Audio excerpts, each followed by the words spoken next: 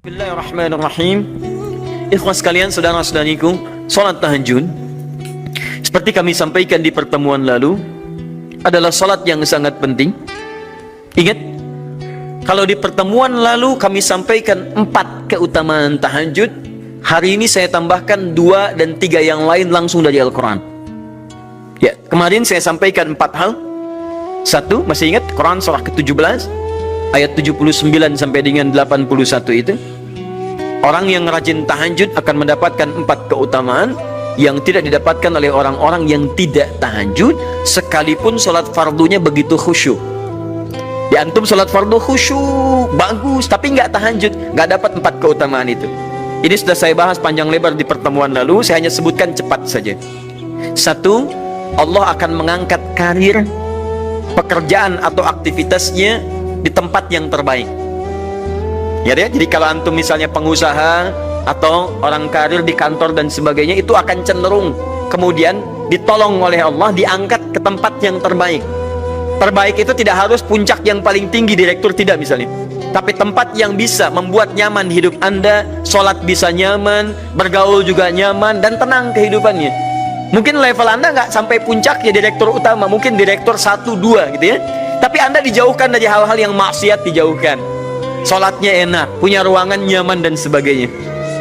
2, Allah akan bimbing setiap ahli tahajud.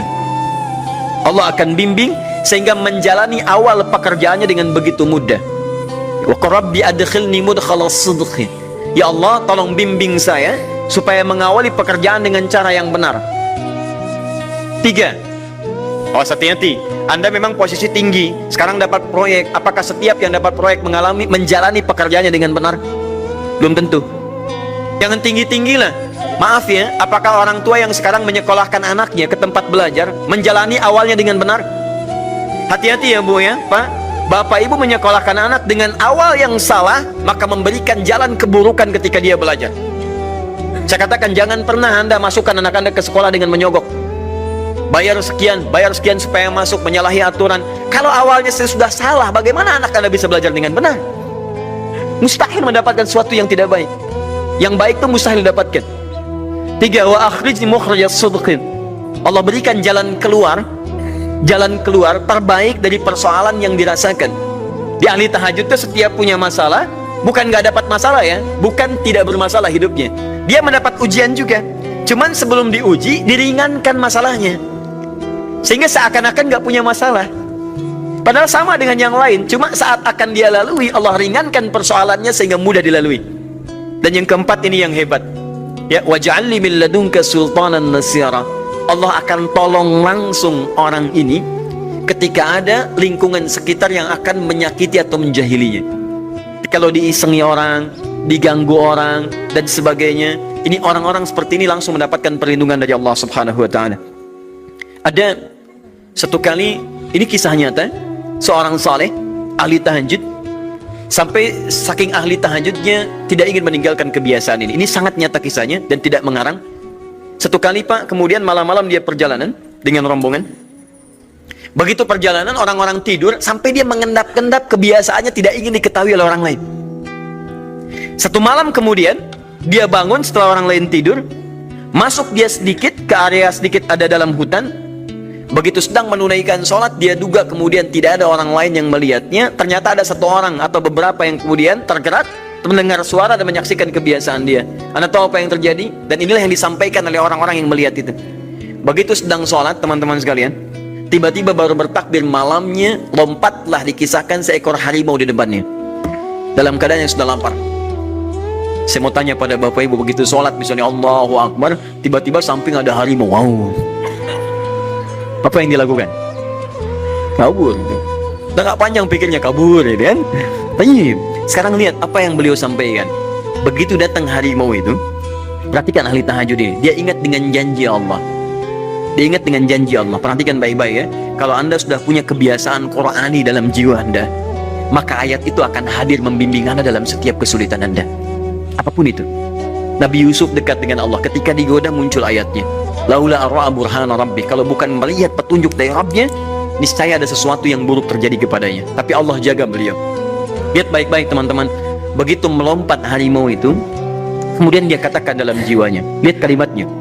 Ya khalqallah. Hei makhluk Allah. Dia tidak katakan ya namar, hei harimau, tidak. Kalau disebutkan harimaunya menunjuk pada zatnya, tapi dia lekatkan makhluk ini kepada penciptanya. Hei makhluk Allah. Ya khalqallah, hei makhluk Allah.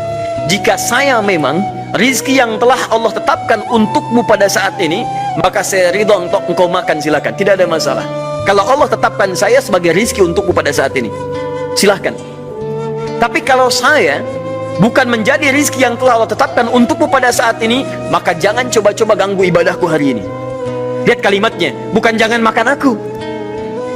Ingat, bukan jangan makan aku.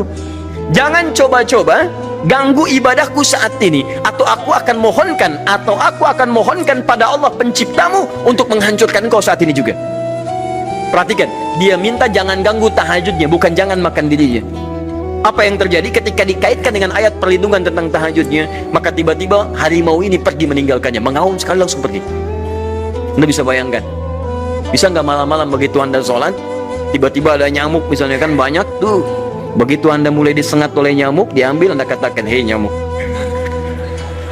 kalau ini memang rizki yang telah Allah tetapkan untukmu saat ini, sedot sebanyak-banyaknya, saya ikhlas. Tapi kalau bukan, jangan coba-coba ganggu saya. Atau saya mohonkan kepada Allah pencipta untuk menghancurkan kau saat ini juga. Masya Allah. Kira-kira apa reaksi nyamuk? Makin banyak kayaknya. Coba cek. Berarti chemistry-nya harus lebih dibangun lagi. Tingkatkan. Itu waj'alni min ladunka sultanan nasira. Nah, maka teman-teman sekalian, dari 4 ini, kemudian Nabi menguatkan tentang itu sampai muncul ayat-ayat khusus dari Al-Quran untuk memberikan jaminan-jaminan. Ini tambahannya. Yang kelima, ini yang belum saya sampaikan pertemuan lalu. Kelima, sholat tahajud itu adalah kebiasaan ahli surga saat di dunia. Jadi kalau Anda ingin melihat ahli surga yang hadir di dunia, salah satunya lihat kebiasaan sholat malamnya. Bukan nonton bola. Dan tidak dikalahkan oleh bola. Dia nggak peduli mau Kroasia menang 2-1 lawan Inggris, dia nggak peduli. Ya, mau Prancis menang 1-0 lawan Belgia, dia nggak peduli. Pokoknya terserah, yang penting juaranya Prancis misalnya, gitu kan? Tidak. Dia nggak peduli, mau siapapun nggak ada masalah. Dan tidak dikalahkan. Jadi kalau Anda ingin melihat kebiasaan ahli surga saat di dunia, lihat kebiasaan malamnya. Kalau dia bangun dan mengalahkan semua kebiasaan malam ahli dunia, maka itulah ahli surga. Salah satu kebiasaannya. Ya, kalau nanti turunan dari tahajudnya muncul, nanti saya terangkan. Yang berhasil tahajud ciri-cirinya begini. Jadi jangan dilihat setiap yang malam sholat itu disebut ahli tahajud, belum tentu, ada ciri-cirinya. Tapi ciri yang pertama yang melekat kuat, kelihatan nampak, pertama adalah ciri ahli surga, dia memiliki kecenderungan untuk sering bangun malam. Dalilnya Quran surah ke-51 ayat 15 sampai dengan ayat ke-17-nya. Innal muttaqina fi jannatin wa 'uyun. Sungguh di antara orang takwa itu nanti akan ada yang mendapatkan hadiah taman surga. Apa keistimewaannya? Akhidhina ma atahum rabbuhum innahum kanu qabla dzalika muhsinin. Sungguh kebiasaan mereka itu saat di surga, keutamaan surga, taman surga ini, mereka akan langsung mendapatkan semua kenikmatannya dari Allah langsung. Kalau surga lain diberikan lewildanun mukhalladun, pelayan surga. Dikala antum ikhwan oleh bidadari surga, yang akhwat oleh pangeran-pangeran surga. Ganteng cantiknya nggak usah dibayangkan, tak terlukiskan. Ada hurun in, ada seperti mutiara, ada seperti berlian, indah sekali. Dan kata Nabi, mala ainan ra'at wala udhunun sami'at wala khatara ala qalbi bashar. Ya, nggak pernah dilihat di bumi. Dia mengantarkan bi aqwabi wa abariq wa ka'sin min ma'in, bawa gelas-gelas yang berleburan mutiara, emas dan sebagainya. Nggak seperti ini, nggak ada merek Akhir TV di sana nanti. Ya, semuanya indah. Tapi nggak terbayang. Tapi taman surga tidak. Allah langsung yang berikan tanpa perantara. Kun fayakun, gak usah dibayangkan, laisa kamitslihi syai', ada seketika. Tapi yang hebat, apa kebiasaan ini? Kata Al-Quran langsung, ini Allah yang mempersaksikan. Innahum kanu qabla dzalika muhsinin, mereka itu ahli ihsan saat di dunia. Ayat 17-nya, kanu qalila minal laili ma yahja'un. Mereka itu malamnya sedikit tidurnya. Jadi punya kebiasaan bangun malam. Jadi kalau Anda, ini cara memahami ayat tuh begini. Cara memahami ayat seperti ini, jangan mencari orang lain. Anda sendiri yang jadi bagian dari ayat itu. Jadi itu diinformasikan pada kita sebagai tawaran, kita mau nggak berniaga dengan ayat itu? Mau nggak menjadi bagian dari ahli surga itu? Jadi jangan sibuk mencari kebiasaan orang. Kenapa Anda tidak membiasakan diri jadi bagiannya? Ya, jadi coba cek dari keluarga. Ada nggak sudah jadi bagian dari ahli surga di keluarga Anda? Sekarang pulang ke rumah, coba lihat dari sekian orang yang ada di rumah berapa yang bangun? Mula-mula cuma 2 orang menikah suami istri belum bangun. Allah kirimkan anak belum bangun. Sudah ada cucu belum bangun. 10 orang di rumah nggak ada yang bangun. Masa satu pun nggak ada yang jadi ahli surga? Coba. Makanya karena saking tingginya ayat ini, Nabi sampai membangunkan istrinya, membangunkan menantunya, membangunkan anaknya Fatimah Az-Zahra, menantunya Ali bin Abi Thalib. Dibangunkan oleh beliau, ayo bangun, bangun, bangun. Saking inginnya keluarga Nabi terpancar cahaya surga sejak mulai di dunianya. Teman-teman pulang ke rumah ya, coba lihat tuh. Anak-anak yang di pesantren kalau pulang dan sebagainya, malam bangun nggak dia? Coba biasakan, bangun, bangun, bangun. Dan Anda akan rasakan hal yang sangat berbeda. 2. Tadi tambah 1 ya, berarti 5. Sekarang yang ke-6. Orang-orang yang rajin bangun malam, itu orang-orang yang mendapatkan pujian langsung dari Allah Subhanahu wa ta'ala. Jadi kalau Anda ingin melihat orang yang dipuji Allah, itu lihat orang yang sering bangun malam, tahajud. Di antara dalilnya, Quran surah ke-32 ayat ke-16. Tatajafa junubuhum 'anil madaji' yad'una rabbahum khaufan wa tama'a wa mimma razaqnahum yunfiqun.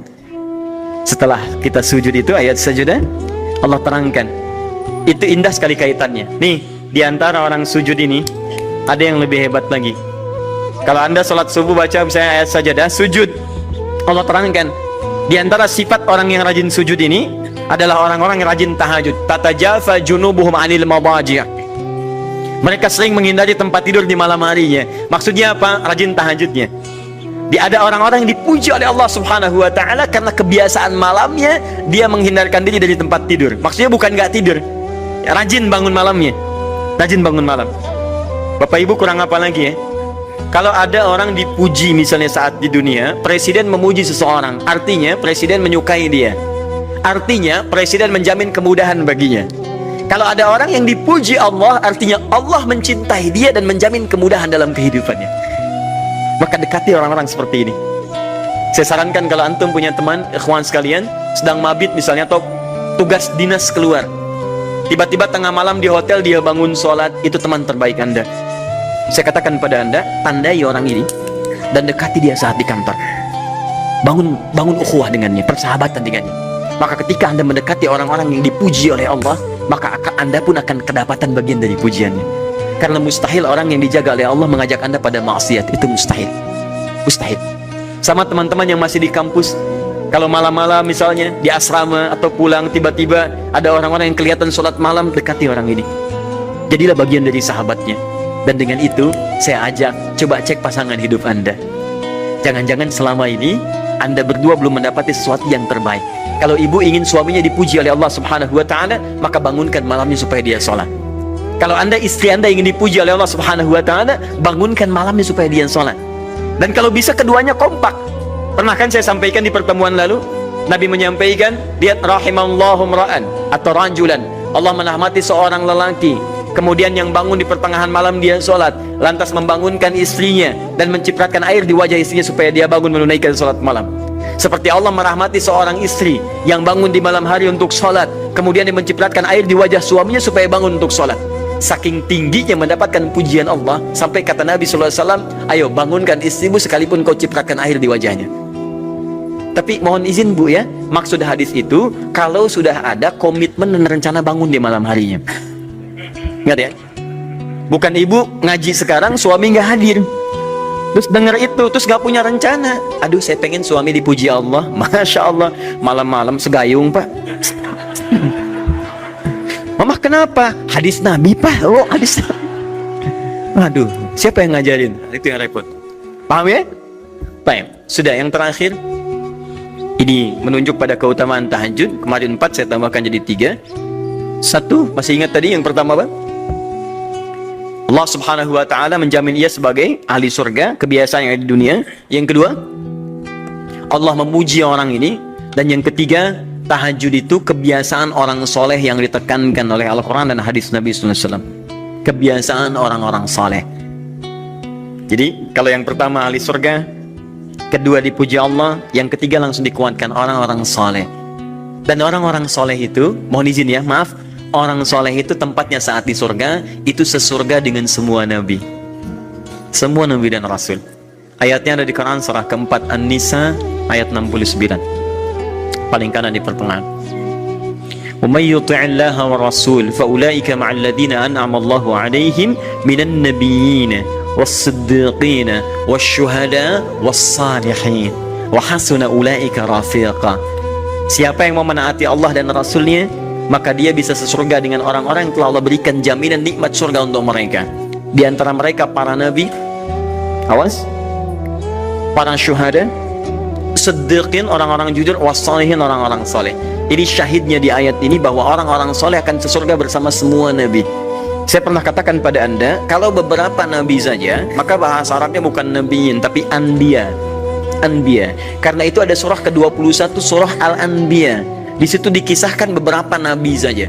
Puncaknya di Quran surah 21 ayat 83 sampai 90. Di situ ada kisah Nabi Zakaria, kisah Nabi Yunus, kisah Nabi Ayub dan sebagainya. Anda bisa baca itu, ada turunan para nabi, tapi tidak semua nabi dikisahkan.